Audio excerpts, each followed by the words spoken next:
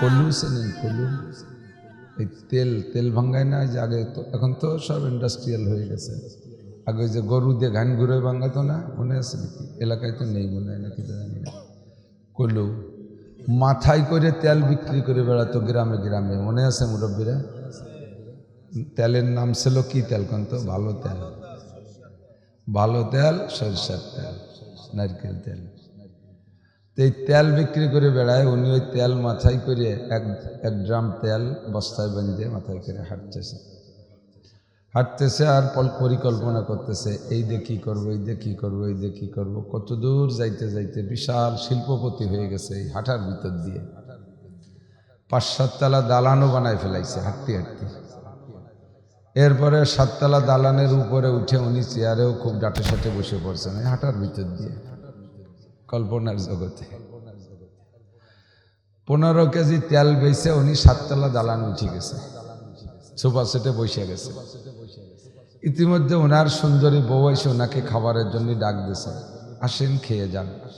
তখন উনি কি বলবেন সেই কল্পনা করতে, নেই খাएंगे। উদ্ধতি কই উঠছে, নেই খাएंगे কয়ে জাকি মারছে, তেলের ড্রামটা মাথাতে পড়িয়ে ফেটে ফিটে ছড়াই বেড়ায় গেছে। 7 তলা দালান মাটির সাথে মিশে গেছে। অল্প 5-7 মিনিটের ভিতরে কত উপরে উঠে চলে গেছে, কিন্তু 7 তলা দালান পর্যন্ত যাইতে কত খড়কুটো খরচ করা লাগে, ঠিক না? সকাল 8টা থেকে নিয়ে 1টা পর্যন্ত 5 ঘন্টা মাটি কাটলে 400 টাকা পাওয়া যায়। সারাদিন পরের মাঠে কামলা দিলে 500-700 টাকা পাওয়া যায়। পিঠের চামড়া খরায় উঠে যায়। ইরিধান লাগানোর সময় এখন এই কাদার ভিতরে ভিজে জায়গা ঠান্ডা, যে শীতের শীত, এই শীতের ভিতরে ইরিধান লাগাইয়া পরের মাঠে কামলা দিয়া 500-700 টাকা কামাই করতে হাত পা আইসক্রিম হয়ে যায় জমিয়ে। বোঝা সহজ, এই তো মাঠে গেলাম আর একটার দিক যে 700 টাকা নিয়ে যাবো, কিন্তু কামাই করতে খবর হয়ে যায়। আর আখেরাত বোঝা কঠিন, নেকি বোঝা কঠিন, কিন্তু ইনকাম করা সহজ। আল্লাহ পাক খুব সহজ ব্যবস্থা রেখেছেন। সুবহানাল্লাহ। হুজুরের কাছ থেকে আমরা অনেক মাসালা শুনেছি, প্রত্যেকটা মাসালার বিনিময়ে সকলের আমল নামায় 60 বছর নফল নামাজ আর 60 বছর নফল রোজার সওয়াব লেখা হয়ে গেছে। আল্লাহ পাক আমাদের এবার আমল করার তৌফিক দান করে। আমল করলে লাভ কি সেগুলো নিয়ে একটু আলোচনা করে, শীতের রাত বেশি রাত কষ্ট দেব না, আবার আরামে ঘুমাবেন। সারা রাত বয়ান শোনার ফায়দা নাই, যে কয়টা শুনবো ওই কয়টা আমল করার ফিকির রাখবো, চেষ্টা করা যাবে না? একটু পাক্কা প্রতিজ্ঞা করি তো আজকে, কমপক্ষে আজকে যা শুনেছি এবং সামনে যে কয়টা কথা শুনবো আজ, এ কয়টা কথার পর আমল করবো। অনেক হলে কিন্তু আমল করা যায় না। স্কুল কলেজ মাদ্রাসায় তো পড়েছেন সবাই, কম বেশ অল্প হলেও পড়ছেন। স্যাররা ক্লাসে অনেক পড়া দিতে চায়, ছাত্ররা কি কয়, স্যার স্যার স্যার স্যার একটু হুজুর একটু থাক বাড়াইয়ে দিন, ঠিক না? সুন্দর পড়াই বিদায় কি স্যাররে কইছেন কোনদিন, স্যার একদিনই ভরে বই পড়াই সাজিয়ে দেন, স্যার আপনার পড়ানো খুব ভালো লাগতেছে, আপনি 8টা থেকে নিয়ে আপনি 4টে পর্যন্ত আমি একাই পড়ান? কোনোদিন কই না। সবক একটু বেড়ে গেলেই থামাই দিয়ে, স্যার স্যার আর পড়বো না, স্যার একটু থাক। আমরা ছাত্রদের পড়াই মাদ্রাসায়, ছাত্ররা কয় হুজুর থাক, 1 পৃষ্ঠা থাক, 2 পৃষ্ঠা থাক, আর দিয়ে না। কিন্তু এই যে একটা মাদ্রাসা, এই মাদ্রাসাকে হুজুর রাতভর পড়াতে থাকেন, ইনশাল্লাহ সবক দেওয়া লাগবে না তো, কালকে অসুবিধে নেই, সবক তো ফেরত দেওয়া লাগে না। এই জন্য এখানে সারা রাত শুনতে ভালো লাগে। ভালো লাগার নাম শোনা, ভালো লাগার নামই ওয়াজ শোনা না। আমি যা শুনবো আমল করব, একটু একটু পাক্কা প্রতিজ্ঞা। বলেন সামিনা ওয়া আতানা। আল্লাহ শিখিয়ে দিয়েছে, তুমি বলবা সামিনা ওয়া আতানা, শুনবো আর মানবো, শুনবো আর, তাহলেই আপনার লাভ কি? ইনশাআল্লাহ লাভ খুঁজে পাবেন আল্লাহ বাঁচাইলে কথার ভিতর দিয়ে। দুনিয়ায় আল্লাহ পাক রব্বুল আলামিন মানব জাতিকে বানাইছেন, মানুষের পিছনে শত্রু শুরু থেকেই আছে। আমরা দুনিয়া আসার আগে আমাদের শত্রু তৈরি হয়ে গেছে, ঠিক না? নাম কি? শত্রুর নাম জানেন না? হযরত মাওলানা পীরে কামেল ইবলিস, তাই নাকি? মিস্টার ইবলিস, একটু কোন মিস্টার ইবলিস। দুনিয়াটারে জ্বালাই খাচ্ছে মিস্টাররা, ঠিক না? ওই Joe Biden mister, Netanyahu mister, পশ্চিমে মিস্টাররা জ্বালাই খাচ্ছে, আমাদের মধ্যে মিস্টাররা জ্বালাই খায়। কাজেই ইবলিসের নামে মিস্টার উপাধি দিয়ে দেই, মিস্টার ইবলিস। আমাদের সৃষ্টির আগে আল্লাহ তাআলা তারে বানাইছে। আল্লাহ লেগেও আছে শুরু থেকে এ পর্যন্ত। তো ইবলিসও দুনিয়ায় থাকবে, আমরাও থাকবো, ও আমাদেরকে জান্নাতে যেতে দেবে না এই প্রতিজ্ঞা করে আসছে শুরু থেকে, এবং সে কথা আল্লাহর সামনেও বলে আসছে, আল্লাহ তুমি আমারে সুযোগ দাও, রব্বে আনজিরনি ইলা ইয়াউমি ইউবাসুন, আল্লাহ তুমি আমারে জান্নাত থেকে বিতাড়িত করেছো, আমার দুঃখ নাই, তবে আমাকে একটা সুযোগ দাও, কিয়ামত পর্যন্ত আমাকে হায়াত দিতে হবে। আল্লাহ কয় তুই বিতাড়িত মরদুদ, এত লম্বা হায়াত দিয়ে কি করবি? ইবলিস কয় আল্লাহ আমাকে যদি হায়াত দাও তাহলে আমার এই তোমার জান্নাতের থেকে বহিষ্কার হওয়ার যে গিলানি, এইটা আমি মুছতে পারবো। কি করবি? আর একটা দাবি আগে মানো, তারপরে বলবো কি করব। আল্লাহ পাক বললেন তোর আর একটা দাবি কি? ইবলিস এবার কয় আল্লাহ তুমি আমারে সুযোগ দিবা, সুম্মালা আতিয়ান্নাহুম মিন বাইনি আইদিহিম ওয়া মিন খালফিহিম ওয়া আন আইমানিহিম ওয়া আন শামাইলিহিম, যেই বনি আদমের কারণে আমি জান্নাত থেকে বহিষ্কার হলাম, ওদের কাছে যাইতে যেন আমার কোনো রাস্তা বন্ধ কেউ করে না দেয়, আমি যেন সামনে দিয়ে আসতে পারি, পিছন দিয়ে আসতে পারি, ডান দিয়ে আসতে পারি, বাম দিয়ে আসতে পারি, চারটে দিক দিয়ে যেন আমি তাদের কাছে যেতে পারি, কেউ যেন আমার ঠেকাইয়া না দেয়। আল্লাহ কয় তুই চারদিক দিয়ে যে কি করবি?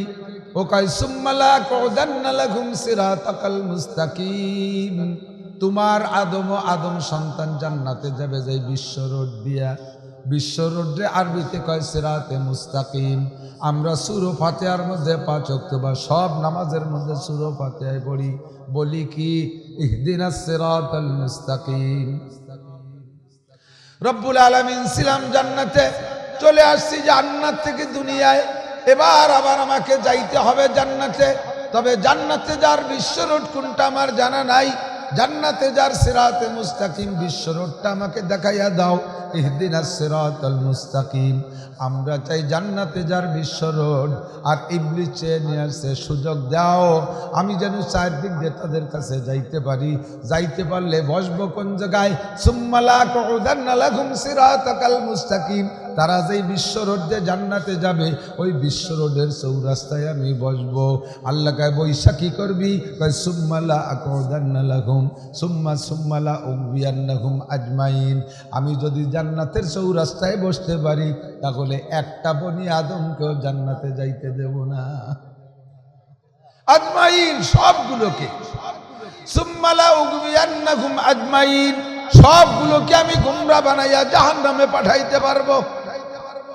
আমি যেই জান্নাতে যাই থাকতে পারলাম না, ওই জান্নাতে তারা যাইবে তাও আমি যাইতে দেব না। আমার স্থান যেখানে হবে তাদের স্থান সেখানে হবে, সেখানে নেওয়ার জন্য আমি চারদিক দিয়ে যেন যাইতে পারি। আমি চৌরাস্তায় বসতে পারলে একটারও জান্নাতে যাইতে দেব না। তবে হ্যাঁ, তার ভিতরে কিছু বান্দা থাকবে মুখলেস, পারবো না শুধু ইল্লা ইবাদাকাল মুখলাসিন, সবার সাথে পারবো কিন্তু পারবো না মুখলেসদের সাথে। যাদের নাম মুখলেস তাদের সাথে শয়তান পারে না।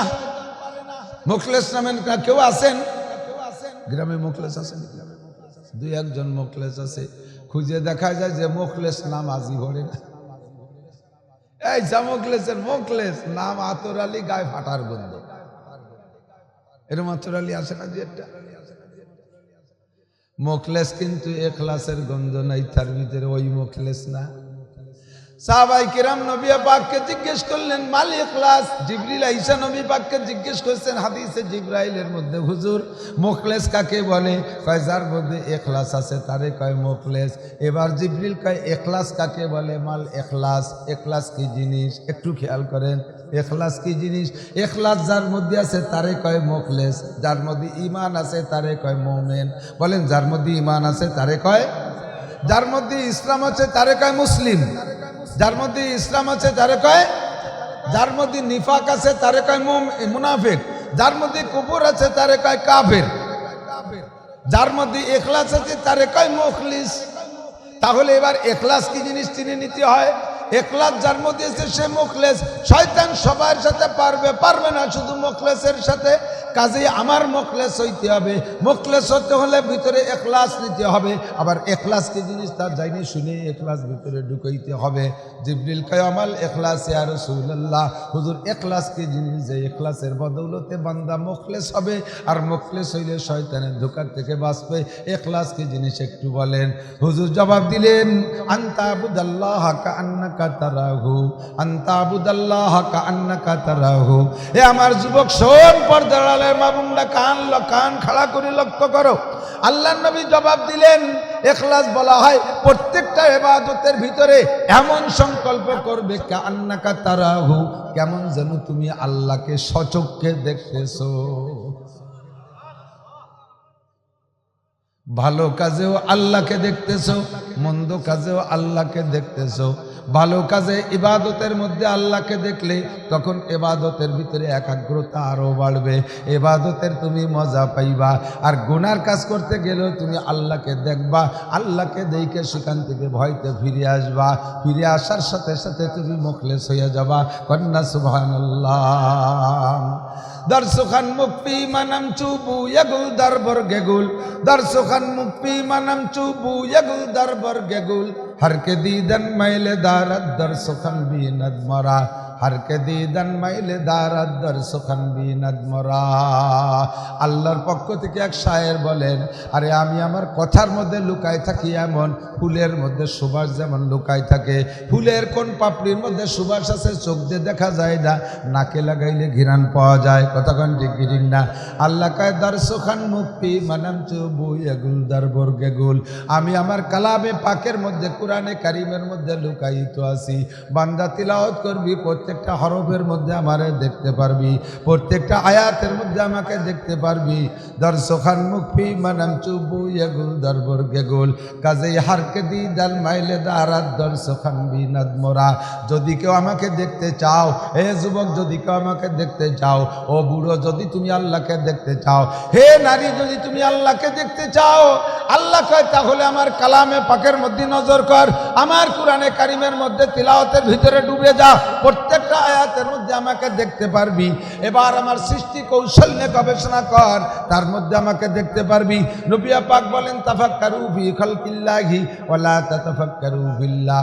আল্লাহকে চিনতে বুঝতে পাইতে হলে তুমি সরাসরি আল্লাহর সন্ধানে ডাইরেক্ট বের হইলে আল্লাহরে খুঁজে পাবা না। আল্লাহরে খুঁজে পাওয়ার মতো মেধা আর যোগ্যতা তোমার নাই। তুমি আল্লাহর সৃষ্টি নিয়ে গবেষণা করো, আল্লাহর মখলুকের মধ্যে গবেষণা করলেই তুমি আল্লাহকে পাইয়া যাবা।